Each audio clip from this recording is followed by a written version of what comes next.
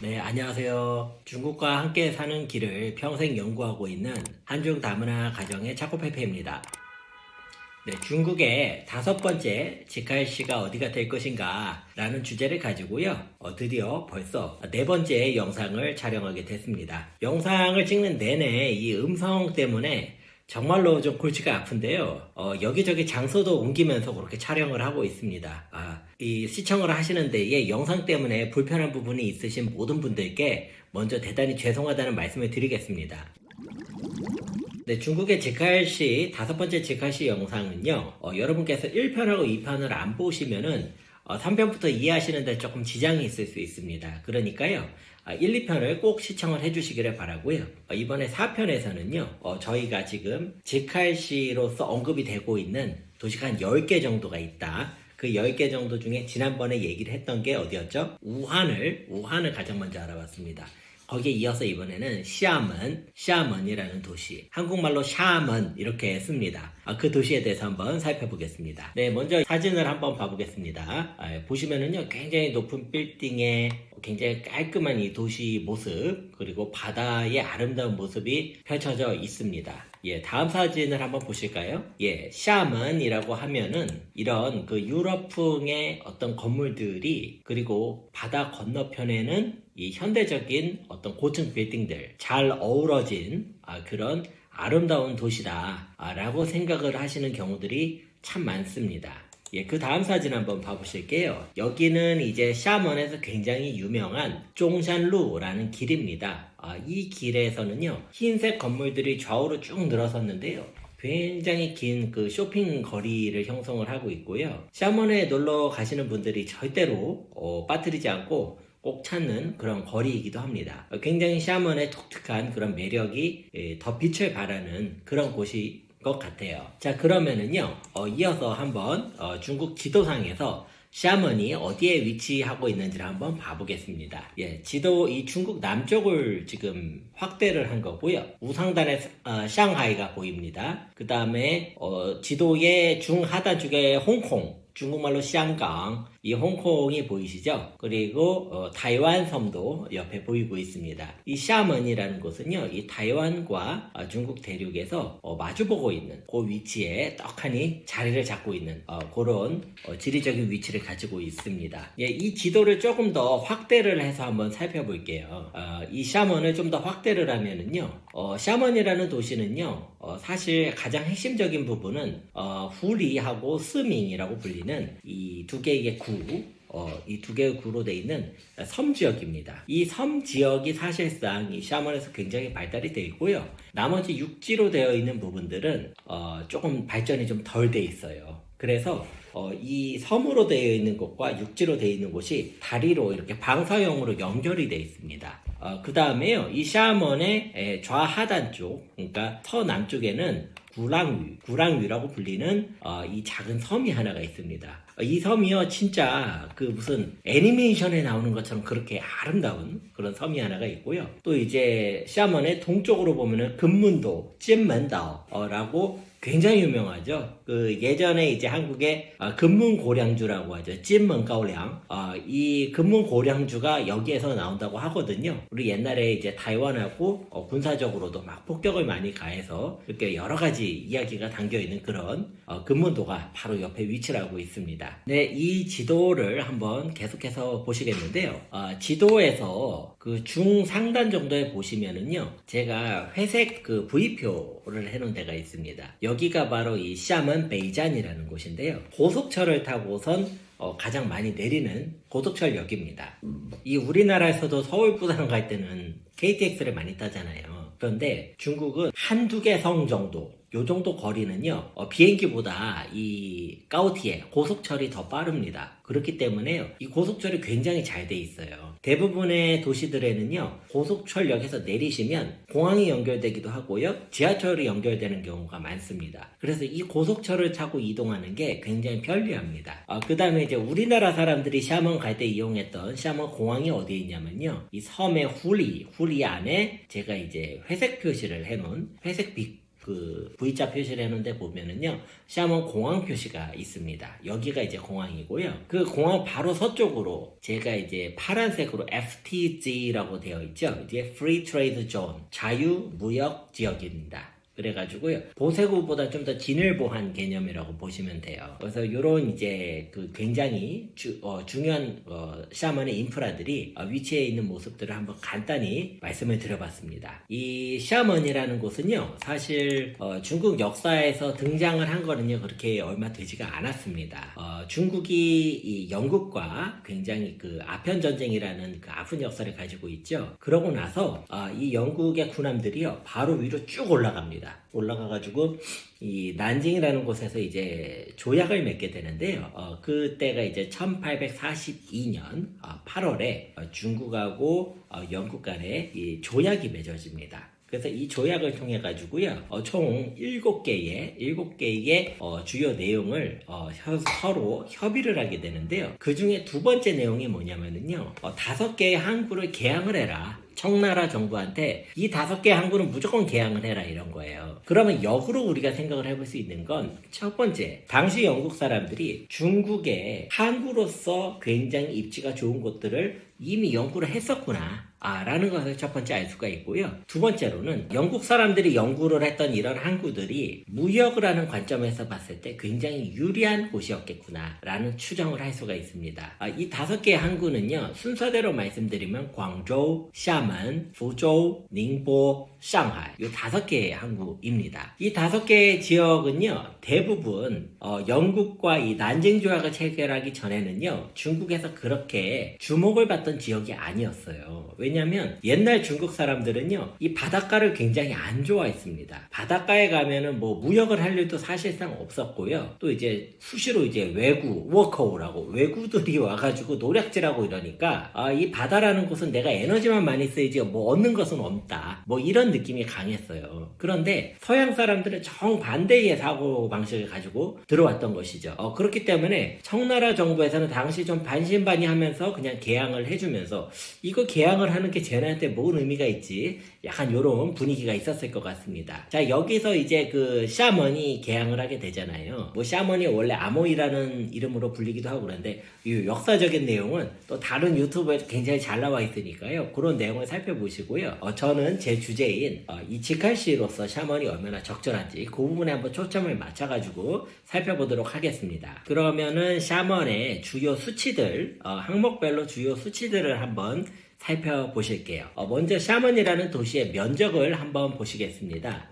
이 면적 데이터는요, 지금 화면으로 보시다시피 베이징, 상하이, 텐진, 종칭을 순서대로 제가 나열을 했습니다. 이 종칭 면적이 혼자 너무 크기 때문에 총총만 좀 제가 줄여가지고 놓은 게 이 정도입니다. 자, 이 4개의 현재 직할시 4개죠. 이 4개의 직할시 평균은요, 한 29,000제곱킬로미터 정도가 됩니다. 그리고 여기에 여러분의 감을 더하기 위해 서울 플러스 경기도가 한 11,000제곱킬로미터 정도가 된다. 이렇게 보신다면 샤먼은 1,700제곱킬로미터 짜리입니다. 그러니까 이제 중국의 직할시 평균 면적이 한 5.8% 정도밖에 안 되는 굉장히 작은 면적을 가지고 있어요. 근데 이제 이 작은 면적인데도 불구하고 서울과 비교하면 한 서울보다는 3배 정도가 큰 겁니다. 그러니까 서울이 우리가 얼마나 인구 밀도가 과밀한 것인지 다시 한번 느끼게 되는 부분이죠. 자, 그러면 면적을 보셨으니까요. 그 다음에 한번 인구 수준을 봐볼게요.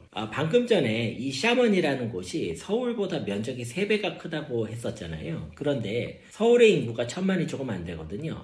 샤먼은 500만 명 정도의 인구입니다. 자, 그러면 한 서울의 반 정도 된다. 그래서 도시의 인구 수준도 중국의 여느 대도시들하고 비교를 해보자면 체급이 그렇게 크지는 않다. 면적뿐만 아니라 이런 감을 조금 잡을 수가 있겠고요.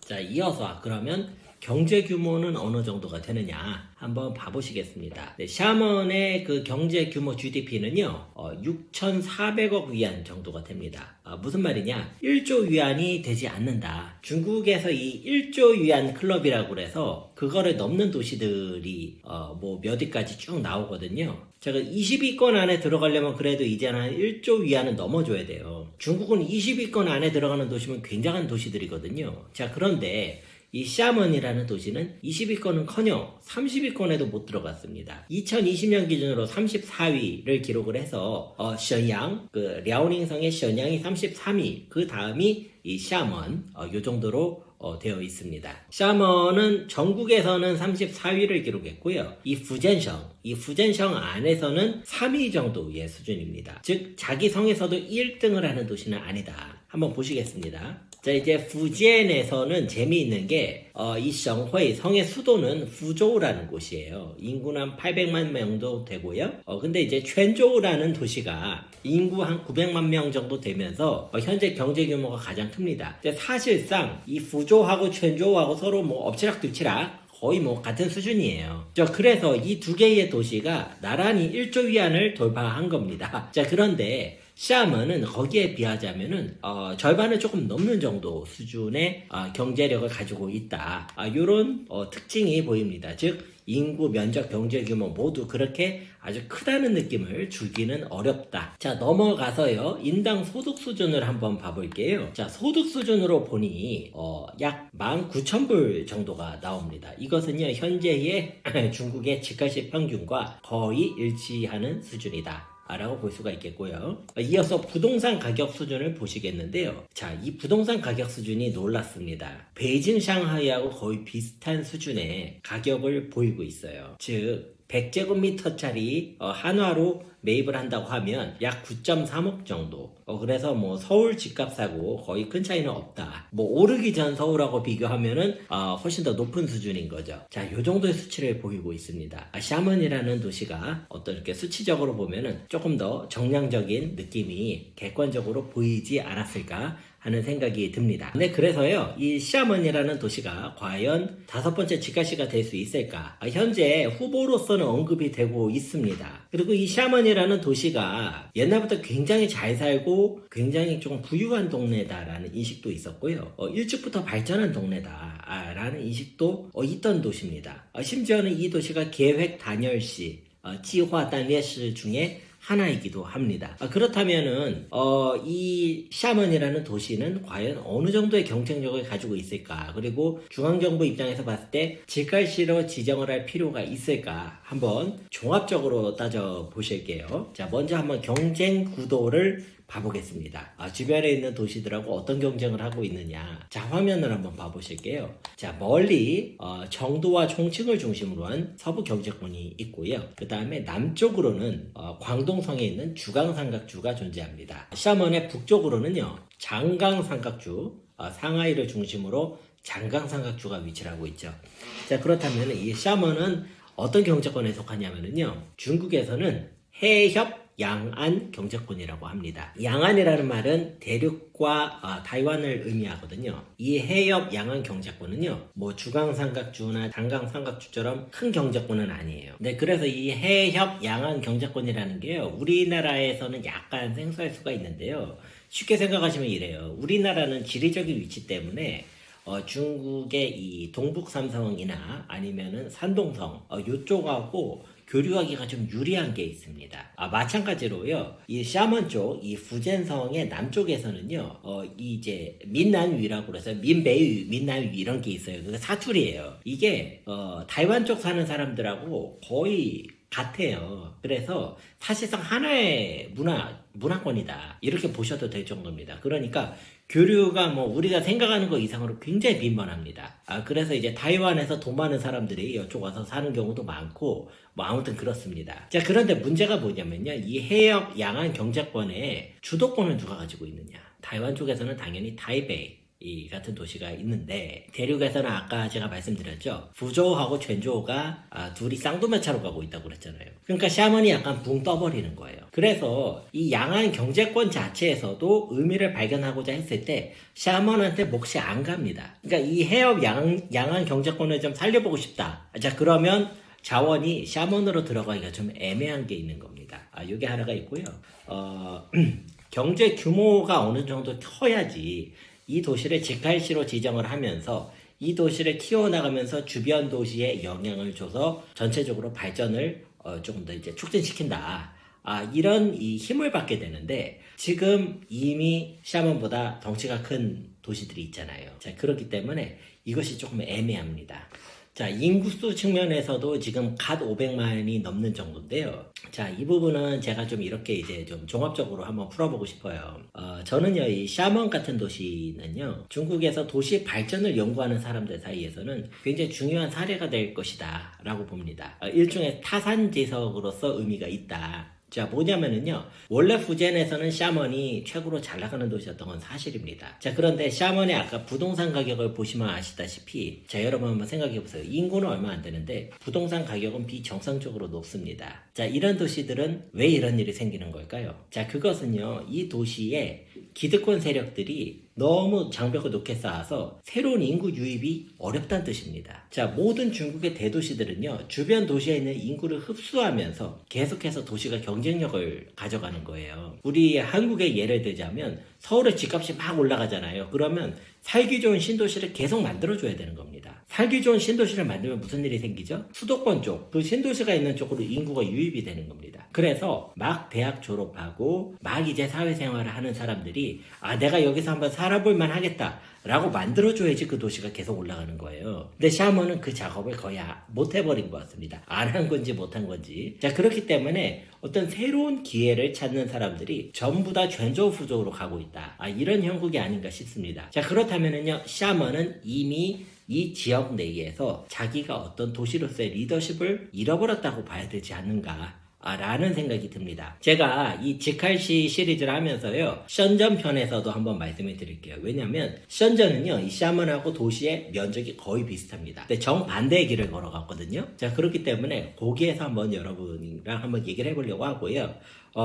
여러 가지 이유들을 봤을 때 샤먼은 지칼시로서 정량적으로도 부족한 측면이 많고요. 그 다음에 정성적인 측면에서도 조금 애매합니다. 샤먼이 가지고 있는 거는 어떤 그 명성과 이미지 정도가 있는데요. 자, 그것만으로 지칼시가 되기에는 좀 부족하다라는 게 이제 제 생각입니다.